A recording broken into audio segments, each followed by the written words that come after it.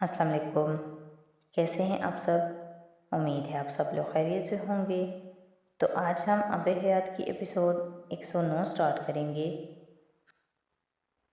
اسفند کی موت کی اطلاع عائشہ عابدین کو دینا جبرائیل سکندر کی ذمہ داری نہیں تھی۔ اس کے باوجود وہ اس بچے کی ماں سے ملنے آیا تھا اور عائشہ عابدین کو دیکھتے ہی کچھ دیر کے لیے وہ گنگ ہو گیا تھا۔ کچھ ایسا ہی حال عائشہ عابدین کا تھا۔ وہ دونوں کئی سالوں بعد ایک دوسرے سے ملے تھے اور ملتے ہی ایک دوسرے کو پہچان گئے تھے، اور اب یہ شناخت جیسے ان کے حلق کا کانٹا بن گئی تھی۔ عائشہ کو یقین نہیں آیا تھا کہ امریکہ کے بہترین ہاسپٹل میں بہترین ڈاکٹر کے ہاتھوں بھی اس کے بچے کی جان جا سکتی تھی۔ وہ خود ڈاکٹر تھی، اسفند کی چوٹ کی نوعیت اور سنگینی کو جانتی تھی، لیکن وہ خود جس ہاسپٹل میں ریزیڈنسی کر رہی تھی وہاں اس نے اس سے بھی زیادہ سنگین اور پیچیدہ نوعیت کے آپریشنز کے بعد بھی مریضوں کو صحت یاب ہوتے دیکھا تھا۔ لیکن اس کا اپنا بیٹا ان خوش قسمت لوگوں میں شامل کیوں نہیں ہو سکا تھا؟ اس سوال کا جو جواب عائشہ عابدین نے ڈھونڈنا تھا وہ ایک لمبے عرصے تک اسے بھوت بن کر چمٹا رہا تھا۔ اس نے غم کو پہلی بار مجسم حالت میں دیکھا تھا، اس شخص کی شکل میں جو اسے اس کی متاع حیات چھن جانے کی خبر سنانے آیا تھا، اور وہ شخص تھا جس کے سراب نے عائشہ عابدین کو اس عذاب میں ڈالا تھا جس میں وہ تھی۔ ایک ڈاکٹر کی طرح جبرائیل اسے بتاتا گیا تھا کہ آپریشن کیوں ناکام ہوا، اسفند کی حالت کیوں بگڑی، کیوں نہیں سنبھل سکی، اور ان تمام تفصیلات کو دہراتے ہوئے جبرائیل سکندر کے لاشعور میں ڈاکٹر ویزل کے ہاتھ کی وہ حرکت بار بار آتی رہی۔ بار بار سر سے جھٹکنے کے باوجود وہ ایک بت کی طرح گم سم اس کی بات سنتی رہی، یوں جیسے وہ اس کے بیٹے کے بارے میں نہیں کسی اور کے بارے میں بات کر رہا تھا۔ آپ کے ساتھ کوئی اور ہے؟ اپنی کسی بات کے جواب میں ایک مکمل خاموشی رکھنے کے باوجود جبرائیل اس سے ایک بار پھر پوچھے بغیر نہیں رہ سکا تھا۔ اسے وہ اس وقت نارمل نہیں لگ رہی تھی، اور اسے احساس ہوا تھا کہ اسے اس کی فیملی میں کسی اور سے بات کرنی چاہیے تھی، یا اگر اب کر سکتا تھا تو اب کر لے۔ عائشہ عابدین نے اس کی بات کے جواب میں نفی میں سر ہلا دیا۔ جبرائیل اس کا چہرہ دیکھنے لگا تھا۔ اسے سمجھ نہیں آیا تھا وہ اس سے اگلا سوال کیسے کرے۔ سوال ہونے کے باوجود فیملی نہیں تھی تو کہاں تھی؟ وہ کیا سنگل پیرنٹ کے طور پر اسفند کی پرورش کر رہی تھی؟ شوہر اگر نہیں بھی تھا تو کوئی اور تو فیملی میں ہوتا، اس کی ماں اور بہنیں۔ وہ مزید کچھ نہیں سوچ سکا۔ عائشہ نے یکدم اس سے کہا تھا، آپ جائیں، میں مینیج کر لوں گی سب کچھ۔ اس کی آواز جیسے کسی گہرے کنویں سے آئی تھی۔ اسے پتہ تھا وہ سب کچھ کیا تھا، اور جبرائیل کو بھی اندازہ تھا وہ کس طرف اشارہ کر رہی تھی۔ ایک روتی بلکتی ہوئی ماں کو تسلی دینا آسان کام تھا، لیکن ظاہر ہے ہوش و حواس میں نظر آتی ایک خاموش گمسم ماں کو تسلی دینا اس کو سمجھ نہیں آ رہا تھا۔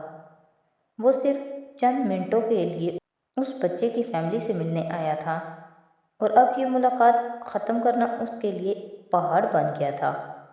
اس نے زندگی میں پہلی بار کسی مریض کو مرتے نہیں دیکھا تھا، لیکن کسی بچے کو پہلی بار مرتے دیکھا تھا۔ عائشہ عابدین سے مل کر اس کا رنج کچھ اور بڑھا تھا۔ وہ آپریشن کو لیڈ نہیں کر رہا تھا، نہ ہی وہ اسفند کی موت کا ذمہ دار تھا۔ اس کے باوجود یہ احساس اس کا ساتھ چھوڑنے پر تیار نہیں تھا کہ اس آپریشن میں ڈاکٹر ویزل سے کچھ غلطی ہوئی تھی۔ آپریشن کے فوراً بعد ڈاکٹر ویزل اور اس کی بات چیت نہیں ہو سکی تھی۔ وہ عجیب اضطراب اور پریشانی کے عالم میں وہاں سے گئے تھے۔ سب کا اندازہ تھا وہ اس آخری آپریشن کی ناکامی سے اپسٹ ہوئے تھے۔ صرف جبرائیل تھا جس کا خیال تھا وہ خود بھی اپنی غلطی کا اندازہ لگا چکے تھے، لیکن اب اس صورتحال کے درمیان وہ پھنسا کھڑا تھا۔ ضمیر کی چبھن اور انسانی ہمدردی، لیکن اس سے بھی بڑھ کر شناسائی کا وہ پرانا تعلق جو اس کے اور عائشہ عابدین کے درمیان نکل آیا تھا۔ کوئی دوست ہے یہاں آپ کا؟ جبرائیل اب اس کے قریب بیٹھ گیا تھا۔ اسے ابھی تک یہ اندازہ نہیں ہوا تھا کہ وہ اسے پہچانی ہے بھی یا نہیں، اور اسے اس صورتحال میں اپنا تعارف کروانا بھی چاہیے یا نہیں۔ نہیں، عائشہ نے سر جھکائے اسے دیکھے بغیر کہا۔ وہ اپنے دونوں ہاتھ اپنی گود میں رکھے ان پر نظریں جمائے سر جھکائے بیٹھی تھی۔ جبرائیل اس کے برابر والی کرسی پر بیٹھا ہوا تھا۔ اس نے بے حد نرمی سے عائشہ کا ایک ہاتھ اپنے ہاتھوں میں لیا۔ عائشہ نے عجیب وحشت بھری نظروں سے اسے دیکھا تھا۔ میرا خیال ہے ہم ایک دوسرے کو جانتے ہیں۔ اس کا ہاتھ بڑی نرمی سے اپنے دونوں ہاتھوں میں لیتے ہوئے جبرائیل نے اس سے کہا تھا۔ وہ اسے رلانا نہیں چاہتا تھا، لیکن اس کا چہرہ دیکھتے ہوئے اسے اندازہ ہوا تھا کہ اسے اس وقت پھوٹ پھوٹ کر رونے کی ضرورت تھی۔ سکتے کی وہ کیفیت غیر فطری تھی۔ میں جبرائیل سکندر ہوں، نساء کا کلاس فیلو اور دوست، اور مجھے بہت افسوس ہے کہ ہم اسود کو نہیں بچا سکے۔ وہ مدھم آواز میں اس کا ہاتھ تھپکتے ہوئے کہہ رہا تھا۔ عائشہ نے گردن موڑ کر بھی اس کو نہیں دیکھا تھا۔ وہ اس وقت کسی کو پہچاننا نہیں چاہتی تھی، خاص طور پر ساتھ بیٹھے ہوئے شخص کو۔ مجھے بتائیں میں آپ کے لیے کیا کر سکتا ہوں؟ جبرائیل نے اس کے ہاتھوں کی ٹھنڈک محسوس کی تھی، یوں جیسے اس نے برف کو ہاتھ میں لے لیا تھا۔ وہاں کا ٹمپریچر بھی عائشہ عابدین کے وجود کی ٹھنڈک کو غائب کرنے میں ناکام ہو رہا تھا۔ پلیز لیو می الون، میری وجہ سے اپنا وقت ضائع نہ کریں۔ آپ ڈاکٹر ہیں، کسی کو آپ کی ضرورت ہوگی۔ اس نے جبرائیل کے ہاتھوں سے اپنا ہاتھ کھینچتے ہوئے رک رک کر اس سے کہا تھا۔ وہ اب اپنے دونوں ہاتھ اپنے گھٹنوں کے بیچ دبا کر بیٹھ گئی تھی، یوں جیسے یہ چاہتی نہ ہو کہ کوئی اس کا ہاتھ پکڑے، اسے تسلی دے۔ کرسی کی ایج پر بیٹھی، اپنے وجود کو جوتوں کے پنجوں پر ٹکائے وہ آگے پیچھے جھول رہی تھی، یوں جیسے کسی گہری سوچ میں، کسی ذہنی انتشار میں ہچکولے کھا رہی ہو۔ وہ پہلی بار تھا کہ جبرائیل نے عائشہ عابدین کو غور سے دیکھا تھا، بے حد حیرانی کے عالم میں۔ سیاہ جینز اور سیاہ ہی جیکٹ میں ملبوس، گردن کے گرد ایک گرے رنگ کا مفلر لپیٹے، اس کی ہم عمر وہ لڑکی اب اس کی ہم عمر نہیں لگ رہی تھی۔ اس کے کندھوں سے نیچے تک لہراتے ہوئے چمکدار بالوں میں جگہ جگہ سفید بال تھے۔ اس کی رنگت زرد تھی اور آنکھیں سرخ، یوں جیسے وہ آدھی رونے والوں میں سے تھی یا پھر ساری ساری رات جاگنے والوں میں سے۔ اس کے سر پر وہ حجاب بھی نہیں تھا جو سالوں پہلے اس کی پہچان تھا۔ ڈاکٹر نورین الہی کے خاندان میں وہ حجاب لینے والی پہلی اور واحد لڑکی تھی، اور بے حد اچھی خاندانی اقتدار رکھنے کے باوجود جبرائیل جانتا تھا کہ نساء اور اس کے خاندان کا رجحان مذہب کی طرف نہیں تھا۔ صرف عائشہ عابدین تھی جو مذہبی رجحان اور بے حد واضح طور پر ایسی ہی پہچان بھی رکھتی تھی، اور اس کی وجہ شاید اس کا پاکستان میں قیام پذیر ہونا تھا۔ یہ جبرائیل کا اندازہ تھا۔ عائشہ سے اس کی کبھی اتنی تفصیلی ملاقاتیں نہیں ہوئیں کہ اسے اس کی شخصیت کا صحیح اندازہ ہو پاتا۔ وہ جس عمر میں اس سے ملا تھا وہ ٹین ایج تھی، اور اس عمر میں اسے بات بات پر مسکرانے اور بلش کرنے والی وہ لڑکی انایا اور ریسا جیسی ہی لگی تھی۔ اس نے اس سے زیادہ غور اس پر نہیں کیا تھا، اس کے باوجود کہ وہ اس کے فیس بک پر بھی موجود تھی۔ وہ کبھی کبھار اس کی تصویروں کو لائک کرتی نظر آتی تھی، پھر وہ غائب ہو گئی تھی۔ اسے نساء سے پتہ چلا تھا کہ میڈیسن کی تعلیم کے دوران ہی اس کی شادی ہو گئی تھی، اور اس وقت جبرائیل نے مبارکباد کا میسج اس کی وال پر لگانا چاہا تھا،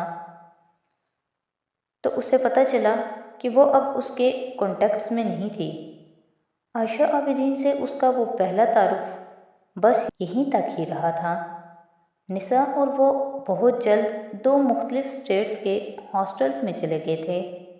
ان کے درمیان ایک دوست اور کلاس فیلو کے طور پر موجود رشتہ بھی کچھ کمزور پڑنے لگا تھا۔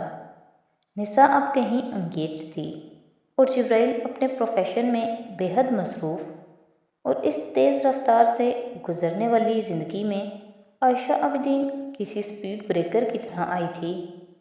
جبرائیل نے اس کی بات کے جواب میں کچھ کہنے کے بجائے اپنا سیل فون نکال کر اس میں سے نساء کا نمبر ڈھونڈنے کی کوشش کی تھی۔